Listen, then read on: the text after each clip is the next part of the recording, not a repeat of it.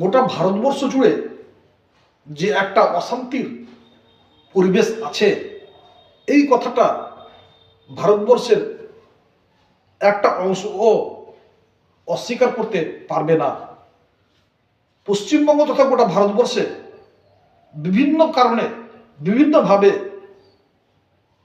সাধারণ মানুষ, খেটে খাওয়া মানুষ অত্যাচারিত হচ্ছে।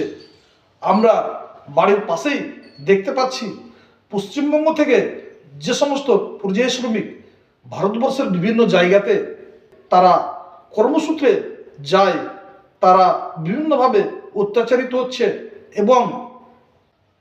এবং তারা কেউ জখম হয়ে কেউ মৃত্যু অবস্থায় ফিরে আসছে। কিন্তু চর্চার পর্চার কথা এই জায়গাতে নয়। চর্চার পর্চা আপনাদের সাথে কয়েকটা ইতিহাস খণ্ড খণ্ডভাবে আলোচনা করবে। আমি যদি আপনাদেরকে হায়দ্রাবাদ নিয়ে যেতে চাই, তাহলে সর্বপ্রথম আপনি হয়তো আসাউদ্দিন ওসির কথা মনে করবেন, কিন্তু চর্চার পর্চা কোনো অবস্থাতেই আসাউদ্দিনের উপর ইন্টারেস্টেড নয়। আমি টিপু সুলতানের রাজ্যের কথা বলছি, টিপু সুলতানের পিতার কথা বলছি। ইংরেজদের সাথে তখন হায়দার আলীর দারুণ লড়াইয়ে হায়দার আলী চরমভাবে বিপর্যস্ত, পরাজিত হওয়ার মুখে। সেই সময় হায়দার আলী ইংরেজ আবাসে অতর্কিত হামলা করলেন এবং ইংরেজরা সাথে সাথে যুদ্ধ বন্ধ করে সন্ধি করতে বাধ্য হলেন।